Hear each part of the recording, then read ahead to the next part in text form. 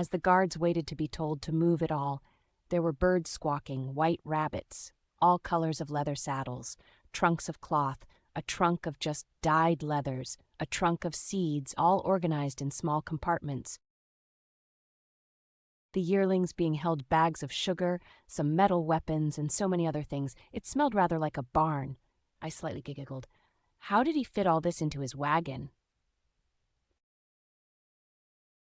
Colt put his hands on his sides, letting out a puff of air. He has his ways. Well, better start organizing. Longlegs. A guard came up. He was from our herd. Take the horse out to the quiet field for 4 weeks, then add them to the other yearlings. As for all these gifts, have others organize them in the places they belong. As a thank you for all of your hard work, you and the others choose something from the rest that you would like for each of yourselves. Thank you, sir. Another guard came up. I wasn't sure his name, but he eyed behind him. Excuse me, your majesty, but what should I do with this? Colt and I looked behind his large body. Behind him was a small child, possibly 4 years old, in practically rags but clean, otherwise what you could barely call clothes. He was really pale white with light blue eyes, reminding me of Reem. Whose child is this? I asked. We don't know, your majesty. He was here eating the sugar by the handfuls when we found him.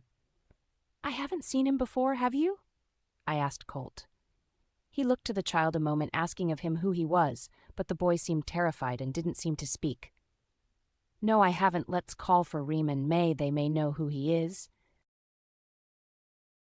The guard went off to find the girls, and it took him a while to bring them back.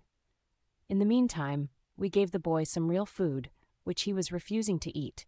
After he looked at it oddly, then slightly smelled it, shaking his head. No, he kept pointing and screaming for the sugar. We couldn't get anything from him, but he seemed to understand us. Finally, everything was put away and the girls found Unky. Reem ran to Colt. May stood still. Colt seemed to notice May's hesitance, but didn't force anything from her. May, Reem, have you seen this boy before? The boy stared at them a moment. Going up, looking them up and down strangely, he reached for Reem's arm. She tried to pull back, but he pulled it back to his. His skin was much paler than even hers. He quickly let go over her and bowed down to her slightly. Then he went to May, and she let him do the same with his arm again. Her arm was much darker than his. He went down all the way to the floor and picked up her foot and put it on his head. What is going on? I whispered to Colt, who was rubbing at his 5 o'clock shadow on his chin. He whispered back, I don't know. I've never seen this custom.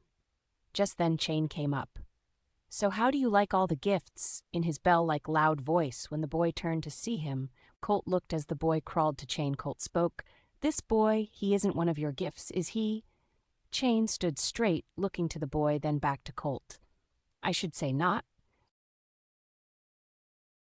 Chain held his ground as the boy slithered up to him, slowly putting his arms up as if to ask to be tied. Then he bowed again to try to get Chain's foot on his head. I may die happy now. I am your humble servant. Great Zircon. You have finally come to save us. Chain tried to get the boy to stand. Colt and I stood in place watching this unfold. May looked to the boy oddly. He's weird. Come on, Reem. I want to go finish playing. Reem looked to Colt, who nodded. She ran off after May. Stand up, boy. Chain picked the boy up with both hands, holding him up to his face, but the boy diverted his eyes. You could see every rib. His skin seemed so paper-thin, I thought it could rip. You can look to me. I dare not, great Zircon. I see. Well, I command you to. The boy looked to him slowly as he placed him on the ground. Colt and I slowly came up as the boy went behind Chain. Does he know you or you him? No, but I know of his people, or at least who they used to be. I think we should speak Colt Vita privately.